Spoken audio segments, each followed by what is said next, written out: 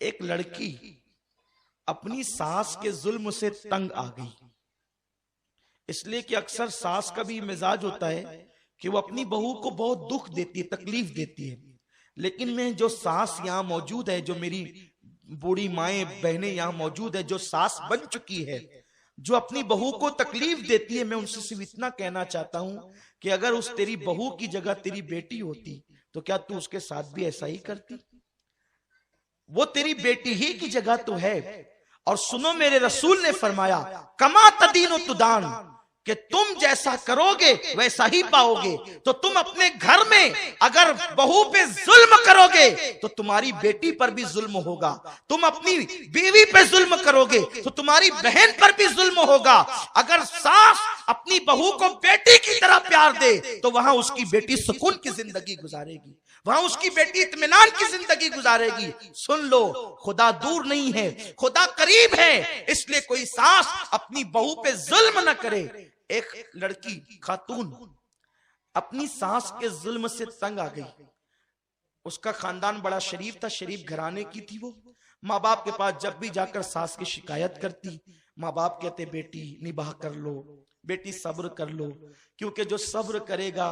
گھر والوں کی تکلیف پر اللہ اسے حضرت آسیہ کے ثواب کے برابر ثواب عطا فرمائے گا، بیٹی صبر کر لو۔ ماں باپ صبر کی تلقین کرتے رہے۔ ایک دن ایسا ہوا کہ اس نے سوچا جب میرے ماں باپ میرے مسئلے پہ دھیان نہیں دیتے تو میں اپنے باپ کے دوست، جس کو بچپن سے چچا چچا کہتی تھی، وہ بہت بڑے حکیم ہے، بہترین حکیم ہے، میں ان کے پاس جاؤں گی اور ان کے پاس جا کر کے میں اپنی ساس کی داستان سناؤں گی۔ بہت توجہ سے سنیں اور خواتین بھی توجہ کے ساتھ سنیں، کہ اس نے سوچا کہ میرے ماں باپ جب میرا مسئلہ حل نہیں کرتے تو میرے والد کے جو دوست ہیں وہ میرا مسئلہ حل کر دیں گے، اور وہ بہت بڑے حکیم ہیں۔ تو اس وقت جو ہے وہ اپنے بچپن سے والد کے دوست کو چچا چچا کہتی تھی، وہ گئی اور جانے کے بعد کہا چچا جان میری ساس اس پہ ظلم کرتی ہے، گالیاں دیتی ہے، میرے شوہر کو بہکاتی ہے، وہ مجھے مارتے ہیں، آپ ایک کام کریں، کوئی ایسا خطرناک زہر دے دیں کہ جس کی وجہ سے میری ساس مر جائے، تاکہ میرا یہ جو کاٹا ہے وہ نکل جائے اور میرے گھر کے مسئلے حل ہو جائے۔ آج کل کی بہویں بھی ایسا کرتی ہے کہ ساس سے تنگ آ کر وہ کسی عامل کے پاس، تعویذ والے کے پاس جاتی کہ کوئی ایسا کام کرو کہ میری ساس کا منہ بند ہو جائے، وہ مجھے کچھ نہ کہے۔ بلکہ کبھی کبھی تو ایسا بھی ہوتا ہے کہ ہمارے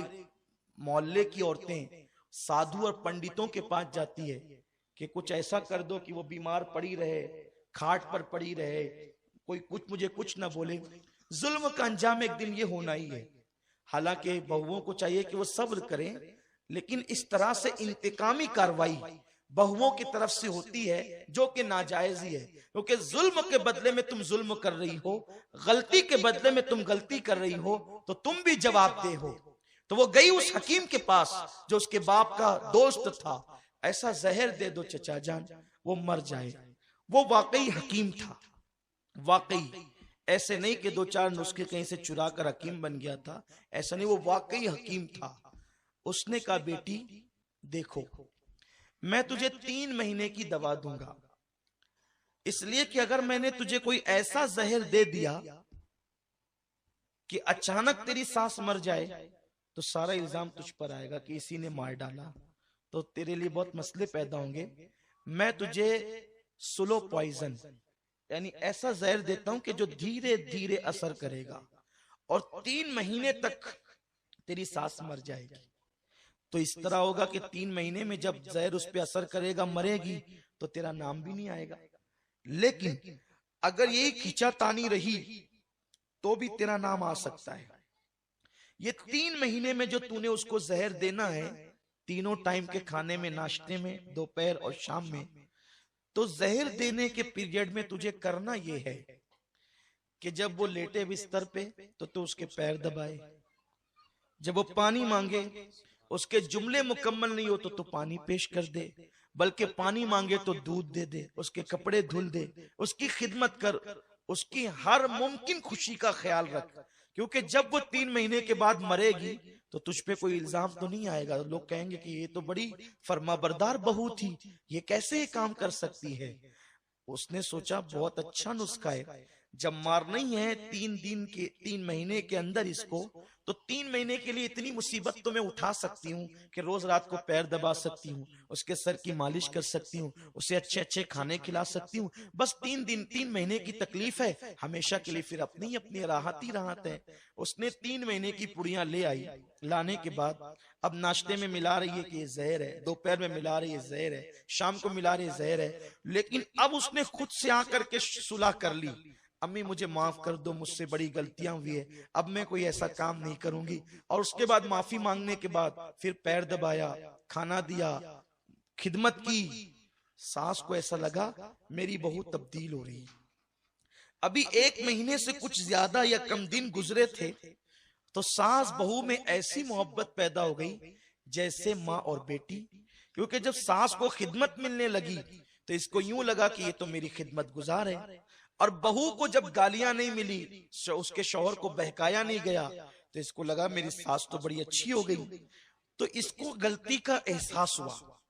کہ میں نے تو 1 مہینے سے زیادہ کی پڑیاں اپنی ساس کو کھلا دی ہے،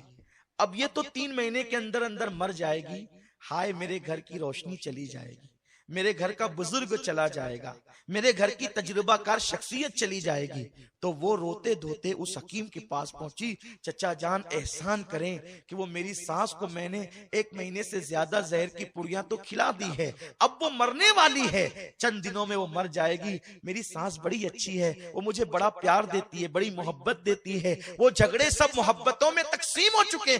تبدیل ہو چکے ہیں چچا جان، اب کسی طرح میری ساس کو بچا لیجئے، جتنا زہر میں نے کھلایا ہے اب آگے کی پڑیاں میں پھینک دینا چاہتی ہوں اور اس زہر کا علاج کرانا چاہتی ہوں، خدا را میری ساس کو بچا لو۔ اس حکیم نے مسکرا کر کہا بیٹی میں نے اسے زہر نہیں دیا تھا، بلکہ تیری تسلی کے لیے کچھ جڑی بوٹیوں کا پاؤڈر دیا تھا، میں جانتا تھا کہ جب تو اسے پیار دے گی تو وہ تجھے پیار دے گی اور تیرے جھگڑے محبتوں میں تبدیل ہو جائیں گے۔ تو اے میرے آقا علیہ السلام کی کنیزوں، کسی عامل کا تعویذ اتنا کام نہیں کرے گا تمہارے گھر کے جھگڑوں کے خاتموں کے لیے جتنا یہ نسخہ کام کرے گا۔ تمہاری ساس گالی دیتی ہے تو مسکرا کر کے جب وہ لیٹے تو اس کے پیر دبا دو، اس کے کپڑے دھلنے میں تم جلدی کرو، اس کے کام کرنے میں تم جلدی کرو، اس کی دعائیں لو، پھر کیا ہوگا؟ پھر محبتوں کا ماحول ہوگا۔ یاد رکھیں ہم محبتوں کے ماحول کے لیے اپنا حق مانگنے چلے ہیں، اپنا حق چھوڑ دو سب پر، اپنا حق مت مانگو۔ لوگ اپنی حقوق کی تلفی کرتے ہیں، اپنی حق تلفی لوگوں کو کرنے دو، ہم پر کیا حق بنتا ہے؟ حق ادا کرتے رہو، جب تم لوگوں کا حق ادا کرتے رہو گے تو انشاءاللہ تبارک و تعالی ایک دن وہ آئے گا کہ لوگ تمہارے حق ادا کریں گے، تم سے محبت کریں گے۔